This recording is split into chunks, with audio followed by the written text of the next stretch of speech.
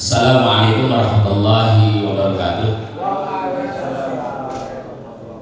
Jadi kurang semangat nih kalau mau balik. Assalamualaikum warahmatullahi wabarakatuh.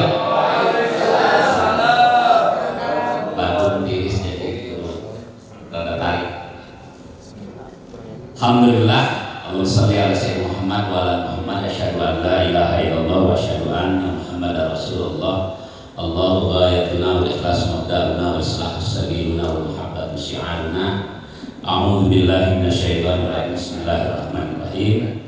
Wa takum minkum ummatun yad'una ilal khair wa ya'muruna bil ma'ruf wa yanhauna 'anil munkar wa ulaika humul muflihun. Shadaqallahul adzim. Para hadirin hadirat yang dirahmati Allah, lengkap jajaran pimpinan PWHD Desa Pengairan, Kang Aher, Ketua Majelis Syuro PUI. Ini kalau ditanya sudah, saya ingat apa yang disampaikan tokoh-tokoh PUI. Memang di Sunda ini egaliter sekali, walaupun kadang-kadang berlebihan. Jadi menyebut kiai itu kadang-kadang akang, mama, tidak nyebut kiai aja langsung. Jadi aku ternyata akhir, jadi untuk mendekatkan kekerabatan, ukhuwah, bahkan tidak ada hubungan nasab, tapi bapaknya saya ke Mang Jaja menyebutnya Mang Jaja, karena ayah saya dulu bilang begitu, Mang Jaja. Nama manten ini juga salah satu kemudahan Islam di Jawa Barat itu di dalam menerima dakwah. Feodalisme kerajaan Pajajaran sudah sepak kuku, itu kita syukuri. Kang Aher hadir di sini, ada Ajana Nono juga hadir, saudara pimpinan khusus Dr. Ngkos selaku Ketua Umum LDPUI yang persiapan akan dilantik secara de facto. SKI sudah pun tinggal walimahnya saja. Ada Kang Iman Budiman sebagai ketua wilayah, ini tokoh-tokoh masyarakat, jadi bisa saya sebutkan satu-satu. Hatur nuhun hadir. Para hadirin yang berbahagia, lembaga dakwah Persatuan Islam yang tanggal 18 Maret insya Allah akan dilaksanakan pelantikan, yang sebetulnya lembaga dakwah itu sudah lahir lama dengan berbagai nama. Dulu namanya Farad Mubalik PUI. Dulu ketuanya Dr. Sulhan, sekarang anggota pimpinan PUI DKI. Farad Mubalik PUI berjalan bagus, ya awal bagus, tapi Mubalik ini Ustaz Sulhannya sibuk, ceramahnya sehari 5-7 kali, kuliah subuh, kuliah duha, kuliah zuhur, kuliah asar, kuliah maghrib, kuliah isya, tapi akbar malam, jadwalnya padat sehingga tidak ada waktu dia memanage Farad Mubalik. Jadi pimpinannya sibuk ini. Padahal yang namanya ketua Farad Mubalik itu kan think tanknya, pemikir, bukan sekedar Mubalik tapi pemikir strategis. Nah, LDPUI ke depan tidak begitu insya Allah. Para hadirin berbahagia, tentu LDPUI-nya adalah secara personal kita sudah dakwah di mana-mana, tapi secara kolektif kita belum kuat melakukan masif dakwah di negeri kita, bahkan di belahan dunia. Saya ngobrol kemarin arahan Kang Aher melalui telepon, dan mungkin bisa dijelaskan nanti Kang Aher sambil berikan materi. Ternyata di dunia ini Islam ini minoritas.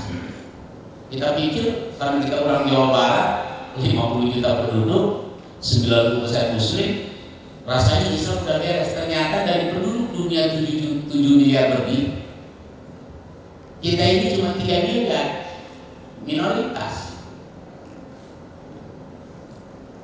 Di Asia Tenggara, nanti Kang Aher mungkin punya datanya, itu dari Asia itu minoritas juga, angkanya. Tentang Asia Tenggara juga 50-50, karena ada Hindu, ada. Nah, jadi inilah inilah tantangan dakwah, sehingga lembaga mu'alaf pun sangat strategis. Makanya nanti mungkin sub dari lembaga dakwah ini dibuat subnya lembaga mu'alaf. Nah itu tantangan dakwah kita. Bahkan Kang Ayat ngasih arahan, kalau perlu lembaga dakwah ini dibesarkan menjadi go global, mengglobal ke mancanegara. Tapi tentu soliditas amal jamaah lembaga dakwah ini harus kita tumbuhkan dulu. Jangan kita sering keluar negeri tabligh akbar, dakwah di kolektif LDP-nya morat-marit. Karena ketokohan itu yang kita buat adalah ketokohan kolektif, bukan ketokohan personal. Para hadirin yang berbahagia, saya perlu sampaikan juga kepada para hadirin, secara obrolan saya sudah sampaikan kepada pimpinan di PUI. PUI ini sudah 1,5 abad lebih, 105 tahun. Jadi kalau saya keliling, ini keprihatinan saya. Kalau saya keliling PUI sampai ke ranting ke bawah, pernah saya mengevaluasi wanita PUI juga bagaimana aktivitas dakwahnya. Saya dengarkan laporan dari bawah, Ustadz Habutan dakwah di cabang PUI di ranting PUI, abdi ahli pelarian nyariin Ustadz Abdullah ini kurang paham sudah ya. Belum saya nyari mau balik penceramah dari PUI itu susah. Jadi hapunten akhirnya yang ngisi acara PUI saudara kita NU yang ngisi rutin. Oh ya nggak apa-apa sih. Walaupun hati saya ngerumet juga. Ya ada saudara kita NU. Ada lagi laporan Ustaz, di zaman kami nyari balik PUI susah dan jadi yang tokoh dari Muhammadiyah yang akan ngisi. Saya bilang nggak apa-apa, yang penting jangan Ahmadiyah. Muhammadiyah boleh, kalau Ahmadiyah peringatan keras. Ustaz ini ada yang bilang yang isi Persis. Saya bilang nggak apa-apa, yang penting jangan Persib. Ini saya kebetulan dokter kos, jadi mesti ada yang sedikit membalik. Jadi yang penting jangan Persib. Kalau Persib nanti ibu-ibu jadi berotot, bapak-bapak berotot akhirnya. Nah jadi inilah fenomena kita dakwah di PUI, sehingga loyalitas ke jamaah PUI, loyalitas organisasi PUI juga rendah. Kalau ada arahan dari pusat, maaf kita lain dibaca juga. Ini persoalan loyalitas. Jadi lembaga dakwah PUI ini yang akan merapihkan barisan warga PUI di bawah. Padahal saya lihat ini tokoh-tokoh PUI ini pakar dakwah semua. Jasa pelayaran ini difasilitasi oleh kampus Pasca Hadunon Dr. Kos. Ini luar biasa ini. Dr. Kos pernah dekan fakultas dakwah. Ini semua kita pakar dakwah. Tapi tentunya tantangan dakwah kita ini sangat banyak. Saya membuat kertas kerja yang sudah disampaikan, tapi saya tidak perlu jelaskan. Itu cukup jelas. Buka diri sudah ngajarin berenang itu.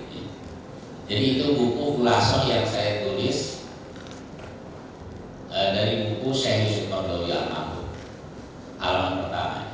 Bukunya bisa dicari banyak, tapi sudah susah. Tapi saya fotokopi, nanti kita bagikan. Kemudian di halaman 2-nya itu dari panduan kaderisasi PUI dan dari jurnal-jurnal lain. Jadi sebenarnya secara analogi kita ini sudah selesai. Fikroh dakwah, ideologi dakwah sudah selesai. Sudah banyak pakar ulama yang tulis. Tapi bukan berarti kita tidak berpikir. Banyak ijtihad lain yang harus kita berpikir. Kalau ijtihad di wilayah dakwah itu sebenarnya sudah selesai malodi.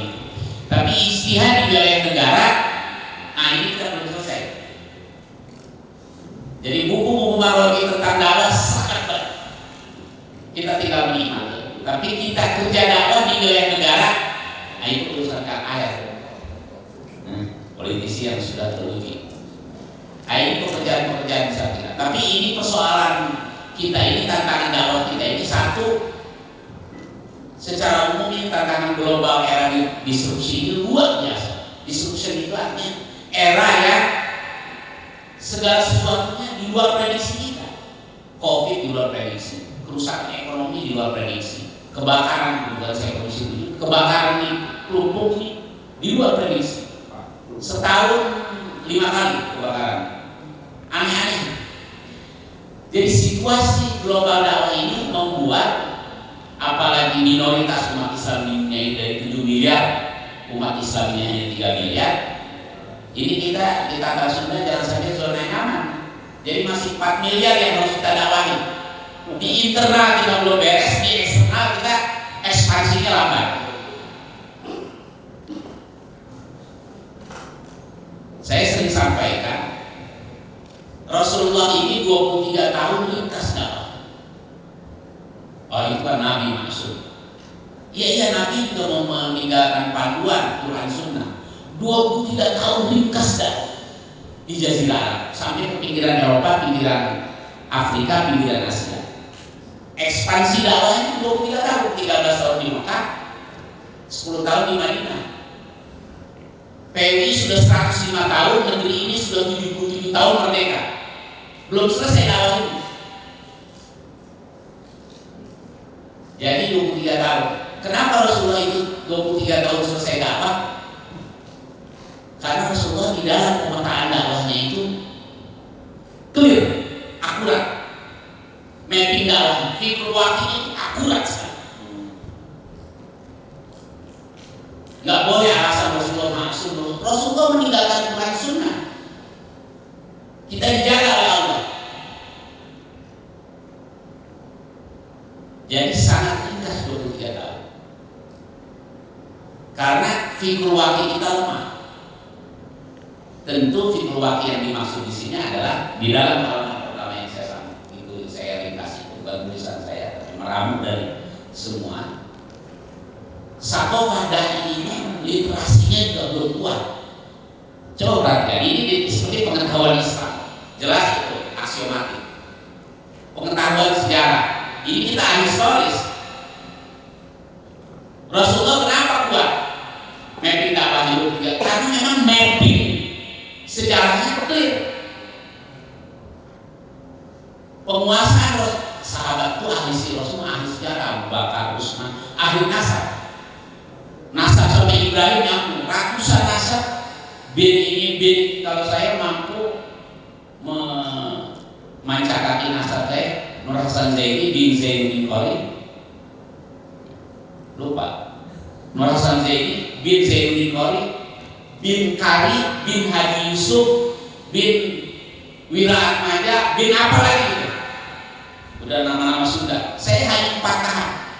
Tapi Rasulullah para sahabat sampai ratusan nasab orang hafal sampai ratusan, sampai Ibrahim lah.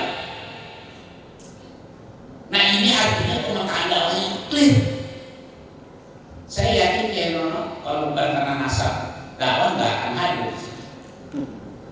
Kiai Nono hadir di sini karena nasab gurunya adalah Ajenan Khair Apandi. Khair Apandi adalah muridnya dari Ajenan Sanusi. Ini nasab dulu. Ketika saya ke siapa? Kang Iman yang ke almarhum Kiai Mun Cipasung. Kiai Mun artinya Kiai ya. Saya datang ke situ, saya confident saja. Karena ini nasab biologis Ajenan Sanusi. Saya datang. Itu Kiai Mun kaget. Melihat saya hadir, gembira dia. Hatur nuhun tosani, ya teh. Hatur nuhun di situ saya dari Gunung Puyuh, hatur nuhun. Murid di Gunung Puyuh dongkak, abdi dari turunan di Gunung Puyuh. Ya bu, padahal saya nggak pernah ngaji di Gunung Puyuh, ngaji pesantren dia. Saya produk pesantren dia, bukan pesantren Gunung Puyuh. Tapi karena kehadiran saya sebagai nah ini ta'asub, ada teori ta'asub. Ibnu Khaldun itu yang diterjemahkan oleh Ahmad Toha itu teori ta'asub itu penting, fanatisme ideologis dan biologis. Walaupun Kemus kemudian besoknya 10 hari kemudian meninggal, dijauh makan, dijauh di basisnya NU dan di basisnya Nahdlatul. Nah ini kan pemetaan. Karena ala barakatillah juga karena ta'asub diamanai di Gubernur Jawa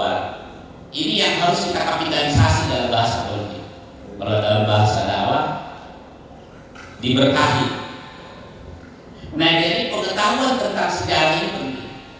Pengetahuan tentang bahasa dan sastra. Fakultas dakwah ahli. Kenapa Rasulullah itu lancar berdakwah?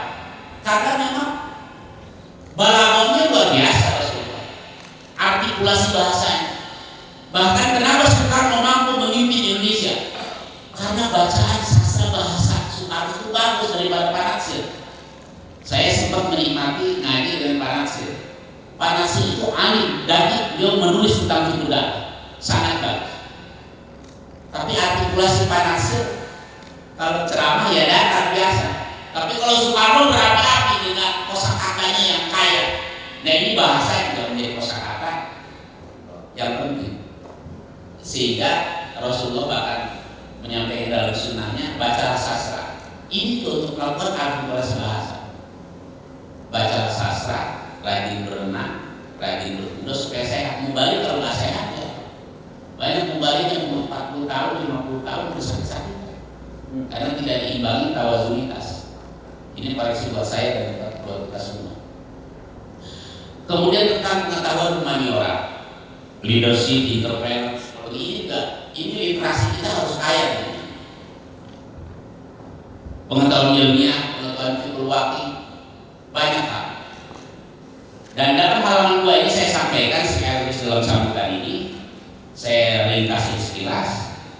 Jadi pendekatan fikul dakwah PWI ini, bahkan nanti fikih manhaj, fikih menurut versi PWI, menurut istihad PWI, bagaimana bersikap wasatiyah, nanti Kang Aher akan menjelaskan secara detail. Walaupun Kang Aher sudah sampaikan seringkali, tapi ini penting kita luruskan, dan ini juga menjadi PR kita, dirumuskan pikiran-pikiran Ketua Majelis Syuro yang sudah sering menyampaikan. Saya minta dibantu juga nih oleh lembaga dakwah, arahan-arahan Ketua Majelis Syuro, arahan pimpinan semua harus dirumuskan dalam bingkai.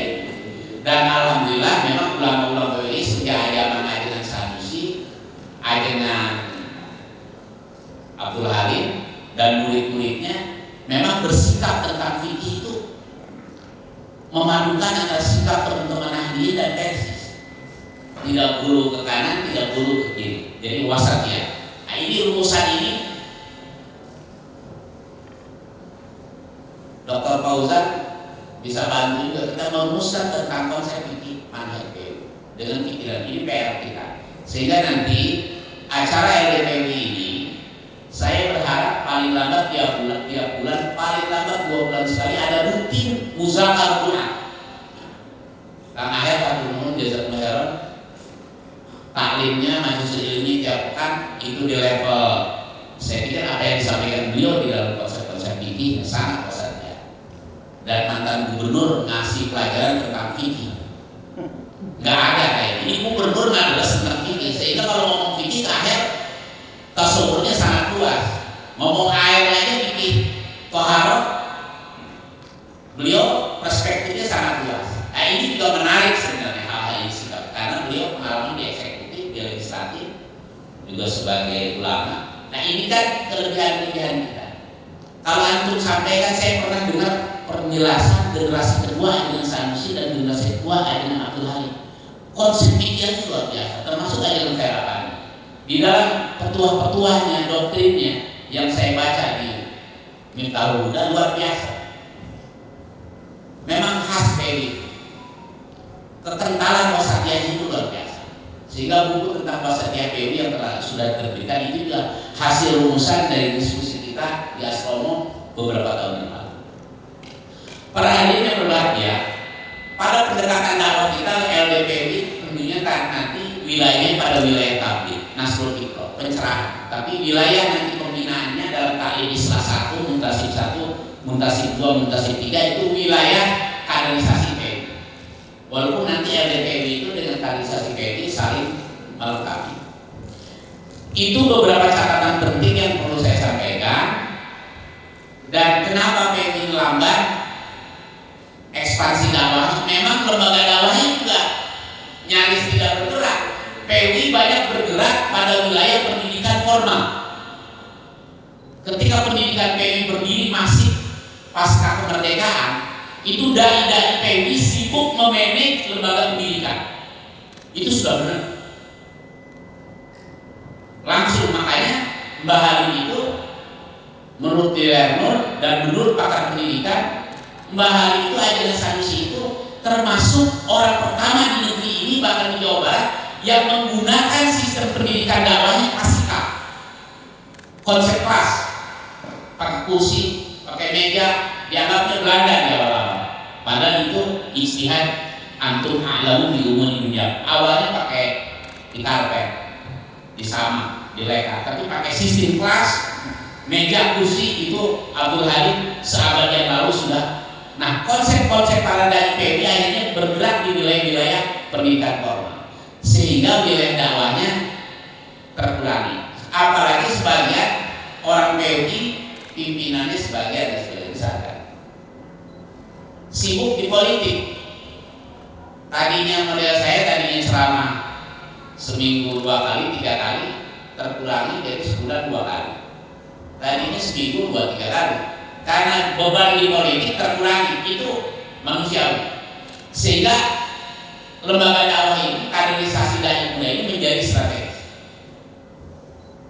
Ini hal yang tidak mudah, tapi kalau dibuat pikiran kita mudah menjadi mudah. Kalau dibandingkan para dai ulama salaf, para tabi'in dakwah di negeri ini, di dunia ini tentu sangat berat dibandingkan kita. Kita difasilitasi oleh pasca sarjana UIN luar biasa.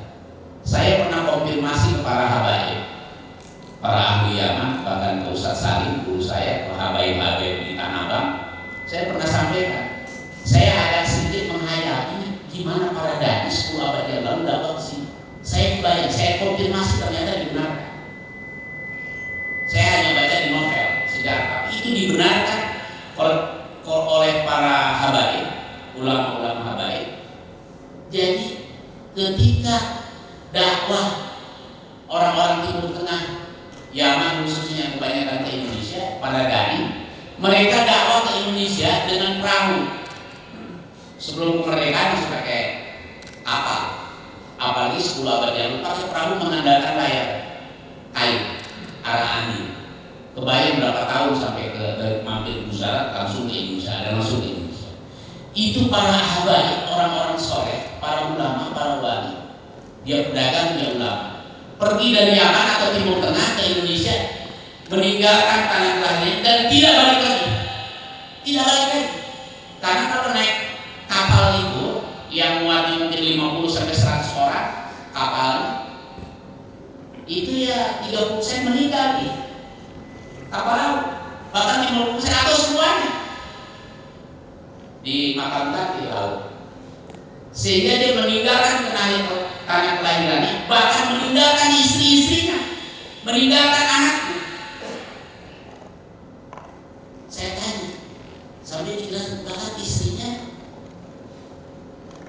Firo bisa secara baik-baik dititipkan ke temannya, masa indah istri saya telah habis, kalau suka nikahi atau dinikahi. Kebayang gak kita? Itu gak bisa, berat. Anak saya yang laki-laki kalau besar, kalau dididik, kalau sudah besar, kuat fisiknya, susul saya ke Nusantara. Anak yang perempuan biarkan di negeri Yaman. Nah itulah banyak habaib-habaib, model guru-guru saya ada yang habaib mampir berlabuh di Betawi, ada yang di Bali, Ustaz Bahamus, ada guru saya di Bali. Kalau Ustaz Salim kakek-kakeknya itu di Al-Khairah, di Palu ada habaib. Jadi habaib-habaib itu mentor di mana-mana. Nah inilah tantangan dakwah, cuma belum seperti NTT dan Papua, masih gelap, belum banyak kesana. Nah inilah tantangan dakwah kita di era global. Depan nampaknya kenikmatan dakwah kita yang jauh lebih banyak. Kalau kata Pak Pai, suka guyon saya merasa antum kalau dakwah dapat pahala nggak? Antum ini dakwah dapat SPPD sana kemari sambil reses, pahala menanti. Sama godaan itu sekarang pahala dunia akhirat. Jadi dengan pahala iman itu pahalanya paling tidak setengah-setengah dengan modal. Ini resesnya tiap bulan, tiap minggu malah tidak dua.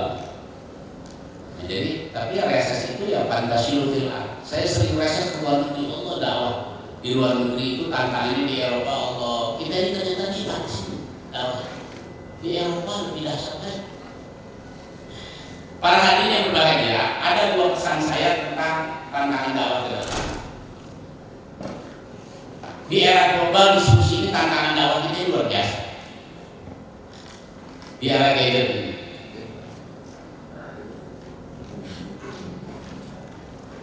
Dulu di desa itu yang ngaji banyak, sekarang tantangan yang lebih berat itu di desa. Di kota 50-50 antara hak dan batil, tapi di desa jaringan narkoba, jaringan obat itu luar biasa, dan itu sewa masih.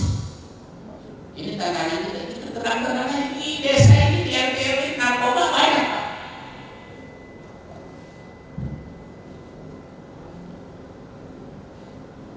Ini kan persoalan dakwah. Kemudian tantangan yang berikutnya adalah tantangan demokrasi. Jadi demokrasi ini buat dakwah masalahnya, apalagi demokrasi ini liberal dan kapitalis. Nah, dakwah yang bisa menjawab. Demokrasi ini sebenarnya bisa untuk alat ukur dakwah keberhasilan kita. Orang Islam yang soleh terpilih. Sekarang itu orang Islam yang soleh tapi tidak punya tenaga dana, nggak bisa. Soleh pintar nggak bisa. Harus diambil harus. Kecuali pencerahan dakwah. Ketika dakwah itu sukses, maka output orang-orang soleh di parlemen juga akan naik. Nah, inilah tantangan demokrasi kita. Makanya Muhammad Iqbal di dalam nasihatnya, pendiri negara Islam Pakistan, sastrawan tapi pendiri negara Islam Pakistan. Jadi demokrasi itu yang dipilih hanya kepala manusianya saja, otak kepalanya tidak pilih. Itu saking kritik keras terhadap konsep demokrasi. Demokrasi itu yang dipilih kepala manusianya, tapi otak kepala ini yang diisi oleh nilai-nilai dakwah. Dan dakwah belum tembus ke desa dan di Jawa Barat juga. Apalagi tantangan kita 3 miliar muslim, 7 miliar lebih non muslim, jadi 4 miliar setengah. Objek dakwah kita yang harus dilakukan islamisasi. Nah, itu beberapa hal yang tentunya kita semua, saya yakin kita punya kapasitas untuk melakukan perubahan dakwah itu ke arah yang lebih baik. Cuman kita tinggal melakukan secara kolektivitas, kompak, dan untuk memetakan peluang itu nggak bisa sendiri, Pak. Pemetaan dakwah itu harus dilakukan secara kolektif, nggak bisa sendiri, harus dengan kepala banyak. Tadi disebutkan Pak Peri banyak dipasang di sini. Kita punya banyak pemikir dakwah gitu, tapi juga kampus harus detail melihat situasi realitas di lapangan dakwah. Jangan hanya produksi SDM, sehingga nanti laboratorium Fakultas Dakwah Pasca Sarjana UIN ini, Dr. Kos, lembaga dakwah inilah tempat laboratorium. Dan saya yakin Dr. Kos akan melakukan sinergitas ini. Itu saya mungkin beberapa catatan penting saya. Dan Nusantara ini 275 juta penduduk, ini ekspansi sangat luas, tidak cukup oleh PWNU Muhammadiyah saja, harus berkolaborasi untuk melakukan perubahan. Dan kolaborasi itu juga syaratnya harus punya kapasitas kemampuan komunikasi yang pertama, kapasitas kemampuan kritis konstruktif, kapasitas kemampuan inovasi-inovasi, dan literasi yang kuat. Kalau literasi kita rendah, dengan segala perspektif yang komprehensif, maka dakwah ini akan berjalan lancar insyaallah. Waalaikumsalam warahmatullahi wabarakatuh.